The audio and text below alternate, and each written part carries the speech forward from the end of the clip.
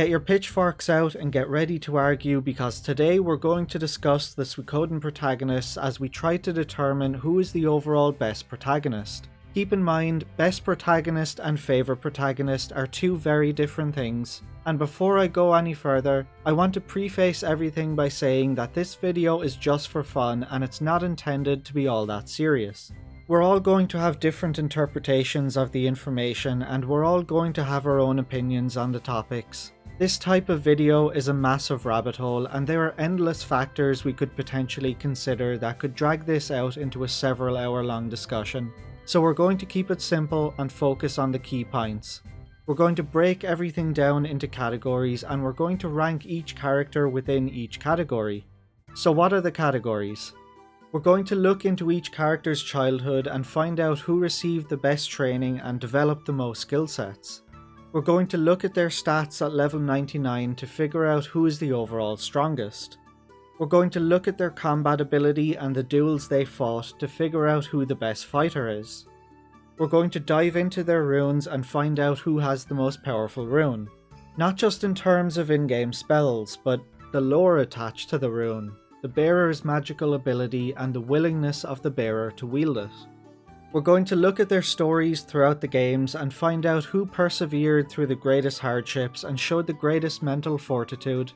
And we're also going to look at each character's leadership ability. Those are the 6 points we'll be going over for each character. Then at the end of the video we'll tally up the rankings for each category and see who places where in a final ranking. I'll only be discussing the 5 canon main characters and they are Tyr, Ryu, Hugo, Laszlo and Freydor. You're welcome to discuss and argue about the secondary protagonists like Chris, Gedo and Thomas in the comments, but this video is already going to be long enough with just the canon main characters. To properly judge and compare these characters, we all need to be objective and neutral. So the first thing that we all need to do is take a step back and shake off our nostalgia and our bias for each character and each game. As I said earlier, best character and favourite character are two very different things, but many people are unable to separate the two because they become emotionally attached to their favourites and they're blinded by that bias. For example, Kryn is one of my favourite characters in Suikoden 1, but I'm fully aware he's complete garbage as a character. So while he's near the top of my favourites list, he's near the bottom of the best list. So get rid of those biases and try to be objective and neutral. Time for the first category. Who received the best training? The way I'll be ranking the characters in this category is strictly referring to each character's formal training and the skill sets they developed while growing up. Their rankings within this category is not in any way a reflection of the character's actual combat ability, it's strictly discussing the training they received. So who had the best training? In 5th place, and likely a controversial opinion when you first hear it, but you'll understand why when you hear the reasoning. Number 5, Tyr MacDull. I did say get your pitchforks out, but hear me out. You'd think that Tyr, being the son of the Empire's greatest general, would mean that he would have been privileged enough to have had access to the best training available, and initially he did. Tyr begun his training as a young child under Kai, a master stick fighter and an expert with the bow staff. However, what many people don't know is that Kai only taught Tyr for a short time. Tyr was a quick learner who easily picked up on Kai's techniques. Then one day, Kai said he was going for a walk and never returned. Tyr's skills with the bow staff are almost entirely self-taught. That does make his exceptional skill and talent all the more impressive, but he didn't receive much in the way of formal training the way the other characters did. And he didn't get to develop as diverse of a skill set as the other protagonists. Tyr did grow up under the care and protection of talented fighters like Cleo and Pan, so he may have received some additional combat training from them. So while Tyr has a raw natural ability and has shown exceptional talent beyond most individuals, he doesn't have much in the way of formal training, nor did he develop a diverse skill set. Number 4, Hugo. Hugo is said to have inherited his mother's martial prowess. His mother Lucia is known as a fierce warrior who fought in the Dunan Unification War as well as in many battles against the Zexan Knights.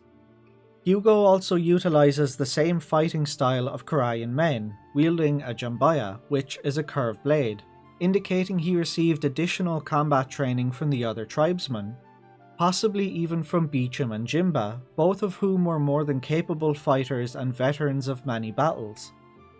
Hugo was also personally trained in combat by Sergeant Joe, a battle-scarred veteran who fought in many battles and who is considered to be a hero of the Duck Clan. The Duck Clan's fighting style was much different from the Koreans as they fought with halberds. Hugo would grow up with the knowledge of multiple fighting styles and weapons. Hugo was also known to be one of the best riders in the Korea clan, indicating he received much training as a rider. While he may not be as talented in combat as Tyr, he did develop a much more diverse skill set. Number 3. Laszlo. Laszlo received the standard training that all Knights of Gaian would receive, being taught swordsmanship, how to sail, how to operate rune cannons, and the art of naval warfare. This training would make him a capable and above average fighter and sailor. Also, Glenn Cott, the commander of the Knights of Gaian, took a special interest in Laszlo and appeared to be grooming him for a leadership role, so he may have received additional personal training by the commander himself, as is hinted at by the sparring duel between Glenn and Laszlo. Number 2. Ryu. Ryu grew up being trained daily in martial arts by his adoptive father Genkaku, who was a highly skilled martial artist and a renowned war hero. Under Genkaku's tutelage, Ryu would master the tonfa and become an exceptionally talented martial artist. After Genkaku's death, Ryu enlisted in the Unicorn Brigade, the Kyoto-based youth corps of the Highland Army, a unit made up of those who showed the most promise, and those who excelled in this unit could be assigned to the Highland Army's Royal Guard. Ryu spent 2 years in the Unicorn Brigade training to become a soldier in the Highland Army, making him not just an incredibly talented fighter from his training under Genkaku, but also a very capable soldier from his training in the Unicorn Brigade. And number 1, the protagonist with the best training, Freydor. As the Prince of Falena, Freydor would have no doubt had access to the best training that money could buy. Freydor is said to have inherited his father's martial prowess. His father Ferid was a highly skilled and accomplished fighter. During his younger years as a mercenary, he once saved George Prime from losing an eye in battle, and after becoming the commander of the Queen's Knights, Ferid successfully defended a weakened Falena against an invasion from the new Armis Kingdom. Freydor was also surrounded by the Queen's Knights, Elenia, Gallian, Kyle, George Prime, Mia Keys and Zahak, who were considered to be the best fighters in the land. And the opening movie shows him sparring and going toe-to-toe with Leon, and we know that Leon was trained by Nethergate, a group of highly skilled and powerful assassins who abducted young children and moulded them into killers through ruthless training. Freydor being surrounded by the most gifted and talented fighters in the land would have helped him develop his skills, and I believe he received the best training of all the protagonists. Those were just my opinions on this category. You may have a different opinion, let me know yours below. Next category, who has the best stats? This category is a straight up stat comparison with each character at level 99. No equipment, no stat stones were used, and no skills from Suikoden 3 or 5 were used. Just their raw, natural stats. There is some margin for error here, and there is some wiggle room as these stats can vary slightly depending on your luck with the RNG on level ups. So depending on your luck, these stats could be slightly higher or slightly lower than what I'm showing here, but these are roughly the stat growths you should expect. There are some issues to address first. Suikoden 1 has no visible magic defense stat, so we need to use Tyr's Suikoden 2 stats to include his magic defense. In Suikoden 1, 2, 3 and 5, characters have natural physical defense stats in addition to defense stats provided from armor. But in Suikoden 3, physical defense comes entirely from your armor. This puts Hugo at a disadvantage with 0 defense. The protection stat is your character's natural defense plus their armor, but we're not using armor, so we're ignoring the protection stat. Suikoden 5 has no visible strength stat, instead it only shows the attack stat. However, we can easily figure out Freyador's strength as a character's attack stat is simply their weapon power plus strength combined. So all we have to do is subtract his weapon power from his attack stat and we'll have his strength, which is 402. In Suikoden 1 and 2, a character's accuracy and evasion is determined by their dexterity, but Suikoden 3 separated evasion from dexterity and called it rep, or repel. Suikoden 4 also separated evasion from dexterity, where it was simply called evasion, and Suikoden 5 separated both evasion and accuracy from dexterity. So I'll have to count dexterity twice or 3 times for some characters to compare it to Hugo, Laszlo and Freyador's accuracy and evasion. It's annoying and it's messy, but I don't know how else to fairly compare it. I was going to do a whole bunch of math here where I broke down and compared the characters on every individual stat in depth, but that was boring to write, it was even more boring to record, and nobody wants to sit and listen to me quote numbers for 10 minutes. So instead, I'm just going to add up all of their stats and give the summary, which ends up ranking the characters in the exact same order anyway. In 5th place we have Hugo, who has the overall worst stats with a total of 2,304 stat points. In 4th place we have Laszlo, who has a total of 2,338, only 34 points higher than Hugo, which is impressively bad considering Hugo has 0 for his defense. In 3rd place, Ryu with a total of 2,946 stat points. In 2nd place, Tyr with a total of 2,959 stat points. And in 1st place, Freyador with a total of 4,493 stat points. Yes, Freyador's stats are that high. As I said earlier, there is some margin for error here as some of the characters' stats are very close and you might get slightly better or slightly worse RNG than I did on level ups. Hugo and Laszlo are only 34 points apart and could very easily swap 4th and 5th. And Tyr and Ryu are only 13 points apart and could very easily swap 2nd and 3rd.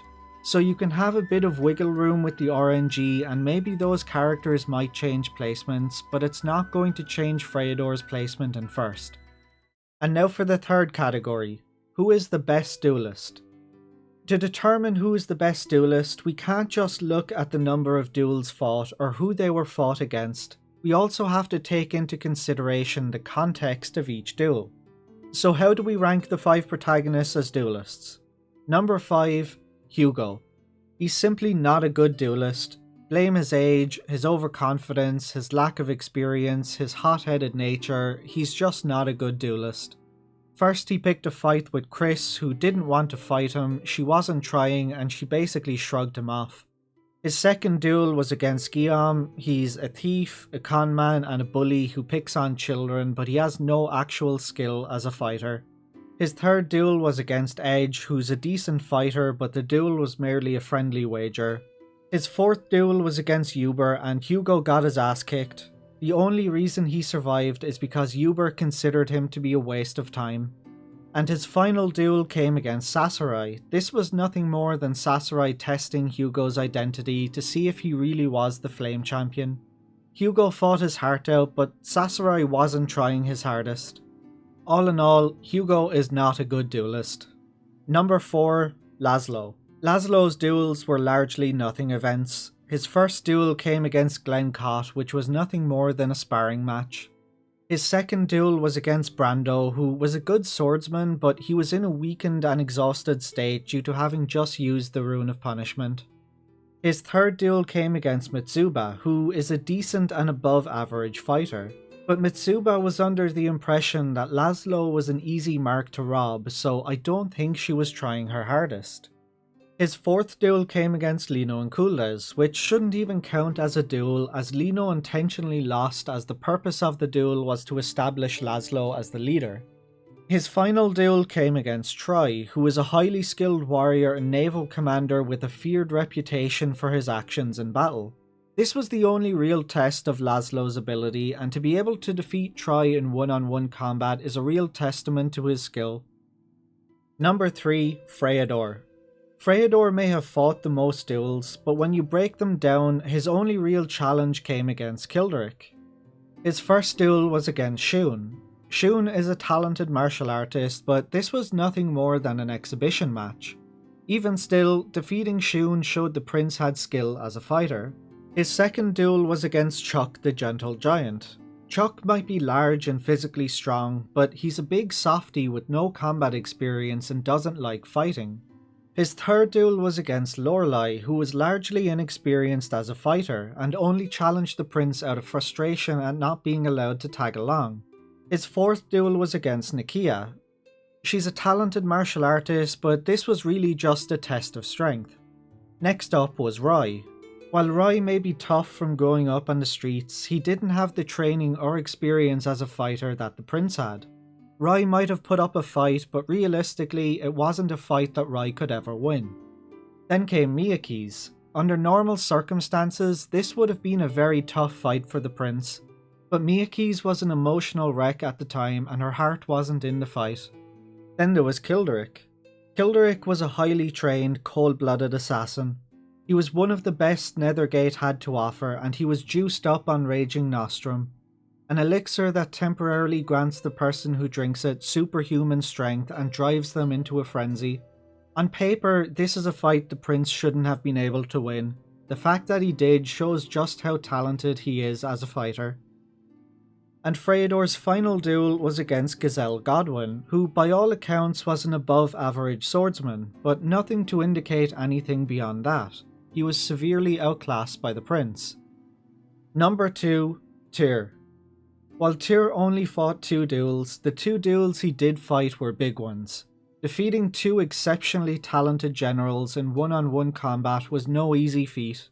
First he fought Quanda Rossman. Quanda was one of the 5 great generals of the Scarlet Moon Empire. He's large and physically imposing with inexhaustible stamina, and despite wearing bulky and incredibly heavy armor, he was capable of fighting for long periods of time without slowing down. Defeating Quanda was no small task and a testament to Tyr's ability. Secondly, he fought his father Tio. Tio was known as the greatest general in the Scarlet Moon Empire, having never lost a fight or a battle. When Tio and Tyr faced each other, Tio was injured and his heart wasn't entirely in the fight. He was conflicted between his loyalty to the Emperor and his love for his son. The same is true for Tyr, his heart wasn't in the fight. Even still, fighting and defeating a half-hearted Tio is no easy task. To overcome 2 of the best generals and fighters in the Empire is a real show of Tyr's talents. And number 1, Ryu. He is by far the best duelist of the bunch.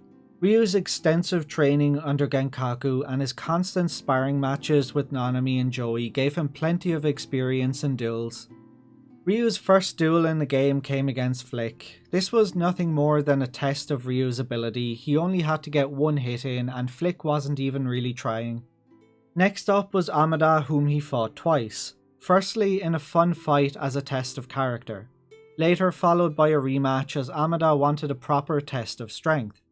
Amada is a sailor. He worked on trading ships. He's physically strong, but he's not a skilled or talented fighter. Ryu's next duel came against Luca Blight. Luca was an exceptionally talented swordsman, having been tutored by Han Cunningham while growing up. He also possesses unnatural levels of strength.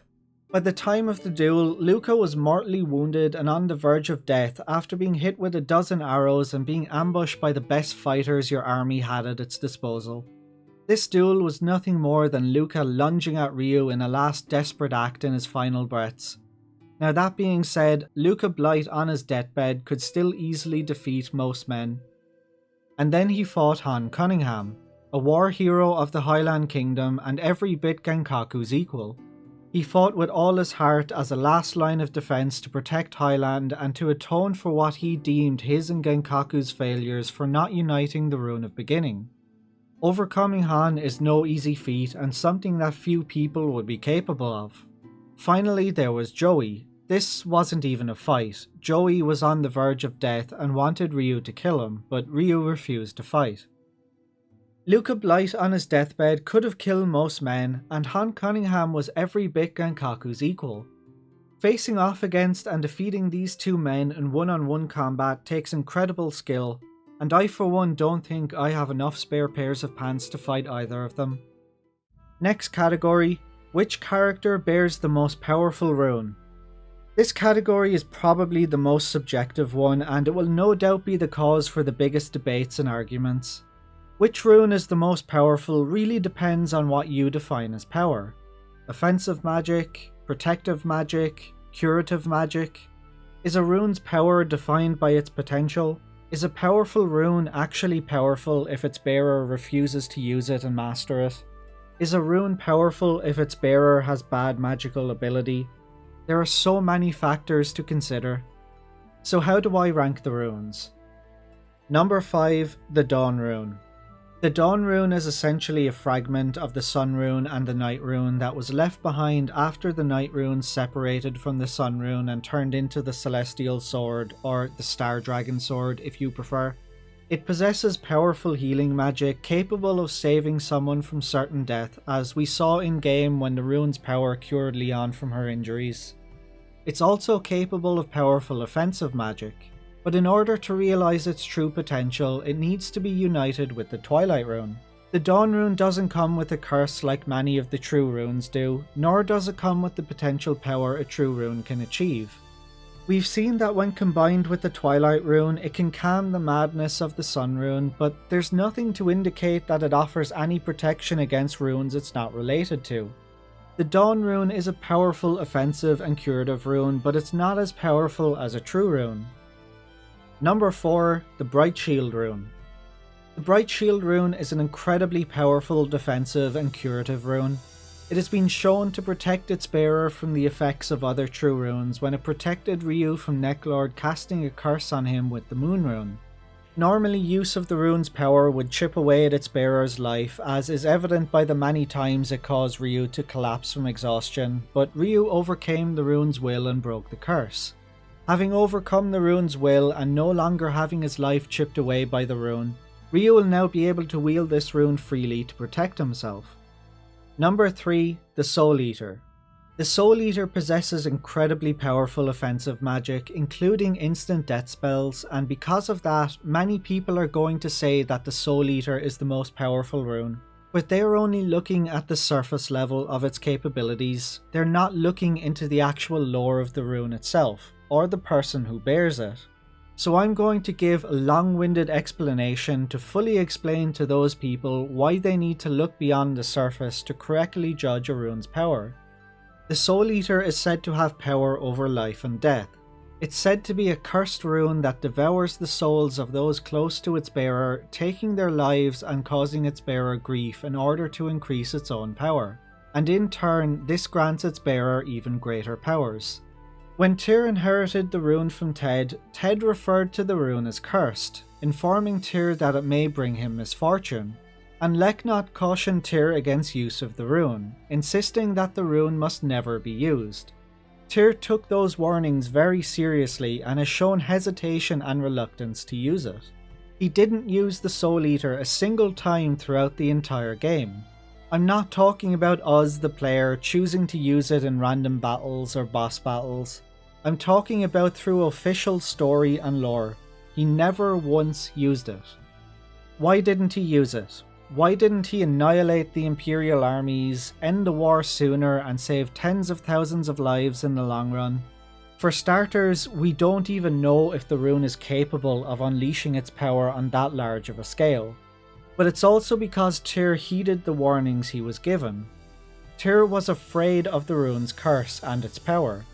He was afraid of what might happen to those around him that he cared about.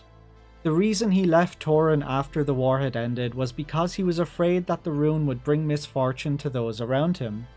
And in Suikoden 2, he was reluctant to get involved in the rescue of Ko as he still feared the rune's power even years later. It's also worth noting that in the Soul Eater novel, while Tyr shows absolutely no hesitation when it comes to fighting, he's reluctant to kill. The Soul Eater has the potential to be devastatingly powerful, but Tyr has shown absolutely no intention of using the rune out of his fear of its power and his reluctance to take a life. So is the Soul Eater truly powerful if its bearer refuses to use its power and refuses to master it? Number 2, the True Fire Rune. Is this rune boring from a gameplay standpoint? It absolutely is, but lore-wise, the true fire rune holds devastating destructive power on a large scale.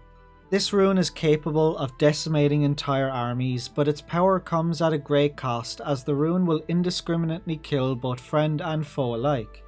The rune also appears to be unstable to a certain extent, as its past bearer lost control of the rune and destroyed both the Grassland and Harmonian armies.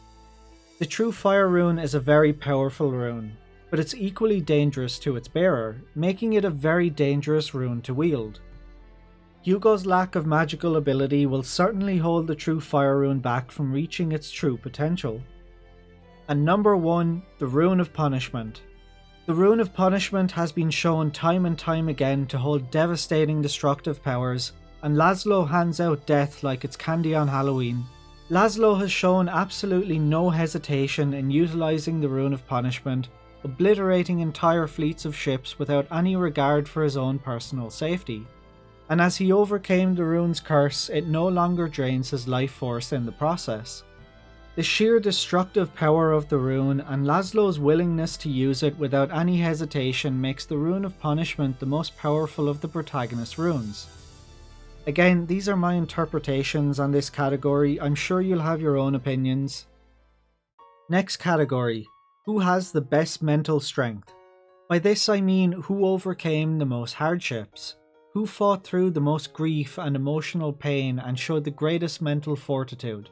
No matter how big the emotional and mental toll was, no matter the cost, they kept pushing and kept fighting. Number 5, Hugo. Of all the protagonists, Hugo suffered the least. Yes, he lost his best friend and his village was burned down, but that's where his personal loss ends. The stakes of the war were big on a large scale, but on a smaller personal scale, he suffered the least loss compared to the other protagonists. Number 4, Laszlo. Laszlo grew up as a poor orphan and was made to live next to the kitchen in the Knights Hall. In his teens he joined the Knights of Gaian. His commander and father figure died in his arms. His best friend betrayed him and accused him of murdering said commander. He was exiled from his home and half of his friends didn't believe his innocence. He inherited a cursed parasitic rune that drains the life of its bearer when used. Yet no matter what the personal risk was to him, he without hesitation used the rune's power to protect those around him, knowing that each time he used it could be his last. And when all was said and done, when the war was finally over, he chose to live in isolation to protect others from the rune. Number 3, Freydor. His whole life was turned upside down when his parents were killed during a coup when his family were betrayed by the Godwins. He managed to escape the attack only to find out the Godwins abducted his little sister and forced her into a marriage. Right when he was about to be reunited with his sister, he was betrayed by his aunt, and during her betrayal, his bodyguard and best friend was stabbed and poisoned. He then later watched his aunt die in his arms. Freydor suffered through so much personal loss and grief, but he never once gave in to that grief. He never once stopped or doubted his cause, not even for a moment. He pushed through everything he suffered because his sister needed him. Number 2, Rune. First, he was betrayed by his commander, who had his entire unit and all of his friends slaughtered. When he escaped, he was imprisoned and forced to work. When he escaped his imprisonment, he returned to his hometown, where he was imprisoned again and tortured. He witnessed the razing of Ryube village. He watched as the villagers were butchered in front of him, man, woman and child. Then he was betrayed by his best friend, forced to fight against his best friend, and witnessed what he believed at the time to be the death of his sister. Ryu suffered through many traumatic events, but despite all of this, he pushed through and kept fighting for a better future. And number 1, Tyr. Tyr inherited a cursed rune from his best friend that devours the souls of those close to him. A rune that would have him living in fear of forming attachments. He made a promise to his friend to keep the rune safe, and in order to keep his promise he was forced to leave his friend behind, knowing that he may very well be killed or tortured. He was betrayed by one of his guardians that he knew since he was a young child. He was branded as a traitor to the Empire despite his father being a high-ranking general. He was racked by guilt after finding out that the bandits he captured were innocent of the crimes he apprehended them for, and despite their innocence, were being crucified and left to die. He watched as the woman who opened his eyes and shaped his future died in his arms. He lost his protector, the man who practically raised him since he was a young child. He was forced to fight his father on the battlefield and watched as his father died in his arms. He watched as his best friend sacrificed himself in front of his very eyes. And then he was betrayed by a man he thought he could trust, which resulted in the death of Matthew. But despite all of this, he kept pushing, he kept fighting, and he never once gave up. Tyr suffered through more personal loss and more grief than any other character, but he never stopped fighting. As always, I'm sure you'll have your own opinions on this category and you might view things differently than I did. And the final category, who do I believe is the most qualified and most talented leader? Once again, this is my opinion and I'm sure many of you will think differently. Number 5, Hugo. Hugo is by far the least qualified leader. He's hot-headed and overconfident, which leads to bad judgment. He's immature, he lacks combat experience, and he has no understanding of warfare. While he is the son of the clan chief and he may have picked up on a few things from his mother, at his current maturity and skill level, he's nowhere near qualified to lead. By the end of the game, he starts to grow out of his hot-headed ways and begins to mature. So with a few more years of experience, he could become a fine leader in the future. Number 4, Tyr. The son of the Empire's greatest general rebels against the Empire. It's a great story and one that's sure to rally people to the cause. But as a leader, as a soldier, he lacks experience and he lacks the qualifications. Tyr has no formal training. He never went to the Imperial Academy like everyone else had to. He never had to work for what he got. He walked right into the Imperial Guard with no prior training or experience solely because of who his father was. On paper, he's a Nepo baby. He didn't become the leader of the Liberation Army because he wanted to, but because he was asked to, because the others convinced him and entrusted the position on him. Odessa only knew him for a short while and entrusted everything to him because she saw something in him.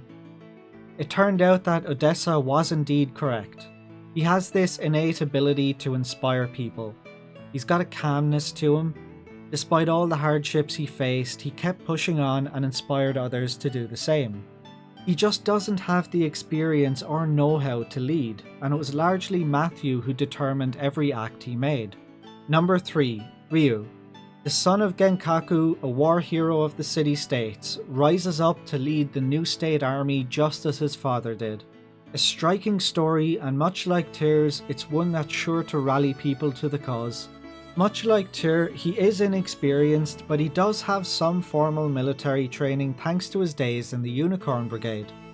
But unlike Tyr, Ryu isn't leading because he was asked to, but because he chose to.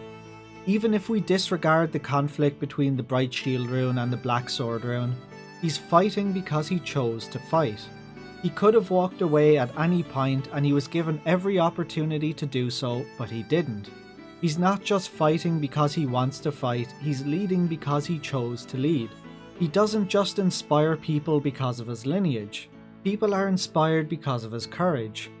And as the son of a city-states war hero, and as a citizen of Highland, he's the perfect person to unite the two lands. Number 2, Laszlo. Despite what many people may think about him, I believe Laszlo is very qualified for the role of leader. He has extensive military training as a Knight of Gaian. Glenn Cott, the commander of the Knights, took a special interest in him and had great confidence in his ability. Your commander isn't going to take such a special interest in you unless they see great things in your future, and Laszlo was being groomed for a leadership position. We even saw his leadership in action, and he proved himself to be a skilled captain by keeping a calm and level head when defeating the pirate Brando after Captain Snow abandoned ship. And number 1, Freydor. Freydor is by far the most qualified of all of the protagonists to lead. As a member of the royal family, he would have received the best education available.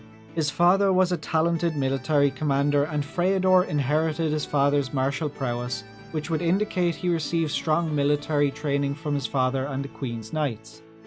And despite being inconsequential in the grand scheme of things in terms of politics and rule, his mother the Queen entrusted him with many diplomatic and political tasks within the nation, which not only won him the favour of the people wherever he travelled, but gave him valuable diplomatic skills. His parents were moulding and shaping him into a leader from a young age, despite him having no claim to the throne.